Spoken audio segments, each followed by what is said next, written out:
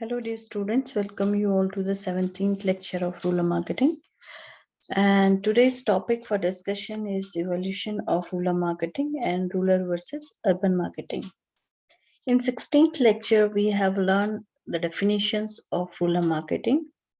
After that, we have learned the 4 A's: affordability, availability, awareness, and acceptance of rural marketing. And then we have learned that how rural marketing is a two-way process.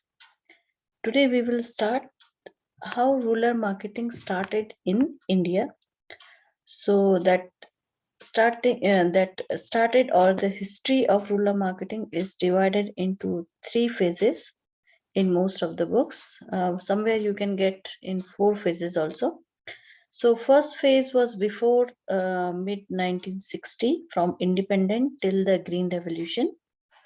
Second phase from mid 60s, Green Revolution to the pre-liberalization period. And third phase was from mid 90s, post liberalization period in 20th century. And in some books it is given the fourth phase also, post 2000. Let's see one by one what are these phases all about. So first phase, before 1960, rural marketing referred to the marketing of rural products in rural and urban areas and agriculture inputs in rural markets. So it was considered synonyms of agriculture market. So rural marketing, there was nothing like specific marketing for all the goods, but instead of that, it was agriculture marketing. So agriculture products like food grains and industrial inputs like cotton, sugarcane, etc., were the primary products marketed during this period. If we talk about the scope here, the scope of farm mechanization equipments like tractor, pump, and etc. things, and agriculture inputs like fertilizers, seeds, pesticides were very limited in this first phase. As rural economy was in the very initial stage, and most of the farming was happening in the traditional methods. So the demand for farm mechanization equipments was not there prior to 1960. Second phase started after 1960 to 1980s, when the Green Revolution during this phase started, and it changed the face of rural India in terms of scientific farming practices. During this time, better irrigation facilities, use of fertilizers, pesticide, high yield variation of seeds.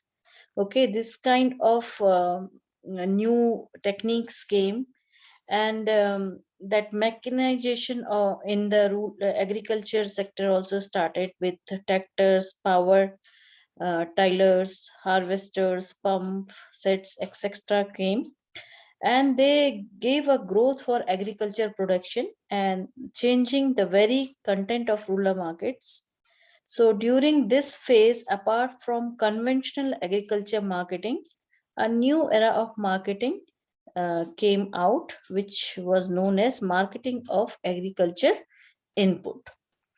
During this time, Khadi and Village Industry Commission was developed, Bunka societies, handicraft emporium, and Gramin Sari Melas and Shilp Melas. These kind of initiatives were also taken to give a market for the rural products.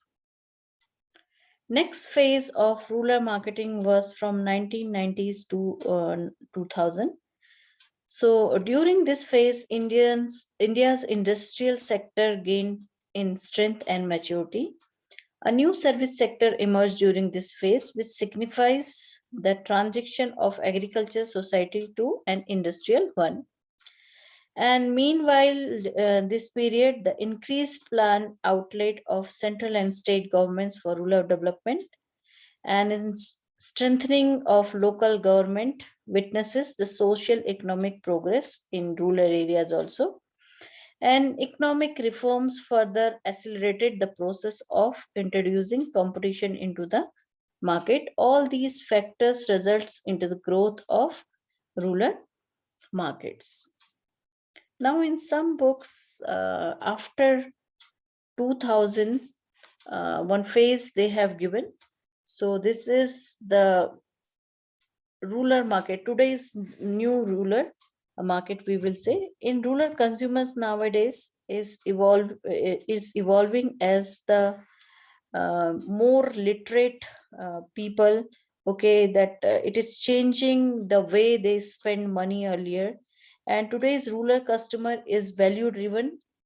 If a product is worth purchasing, then and it is improving his life in a meaningful way, they will not hesitate to buy the product. Okay, and it is rural marketing nowadays. It is an agenda of most of the global and Indian corporation. Because of government's initiatives and new scheme, the purchasing power of rural people have increased, and a lot of population, almost 75% of our population is living in the villages, which are having the purchasing power also. So most of global and Indian corporates, they are now focusing on rural markets. And Project Shakti and eChopal is few initiatives of those efforts, which we will see in further lectures. And FMCG and durable companies plan to increase the visibility and have hired people in the rural areas for small towns to establish local connections. So a lot of hiring is happening in FMCG and durable companies for the villages, so that the companies can expand their business in those areas also. And government initiative like loan waivers are there, employment schemes are there, rural infrastructure development programs are there. They are also supporting the rural areas, and they are improving the rural people's purchasing power. And according to a survey of Mart Knowledge Center, they have they expected that the Indian rural market will increase uh, from $0.5 trillion to USD 1 trillion by 2020. So huge scope is there for different companies, so that they can enter into the rural markets also. Next, we will discuss what are the differences between rural and urban markets. We will see how these two markets differ among each other.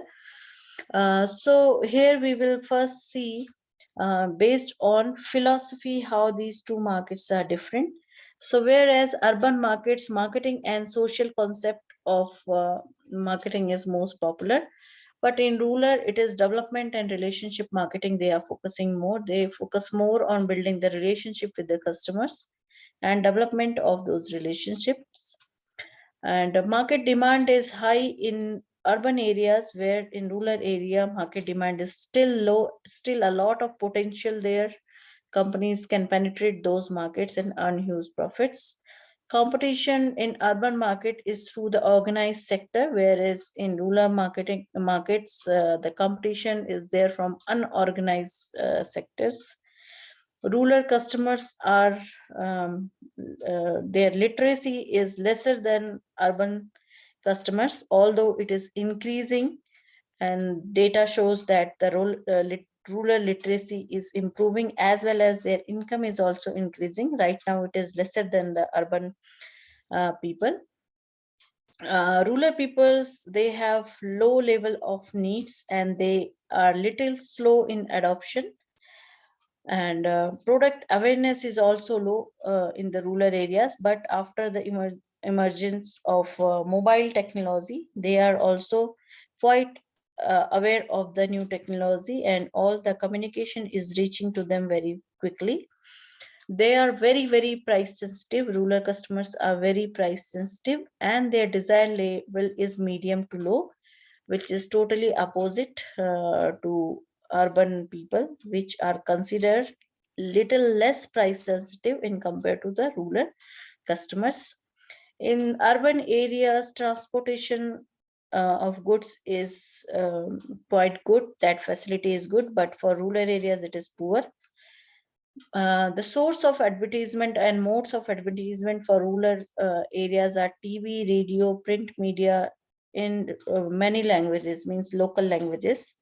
While as for urban area, print, audio, video, outdoors, etc.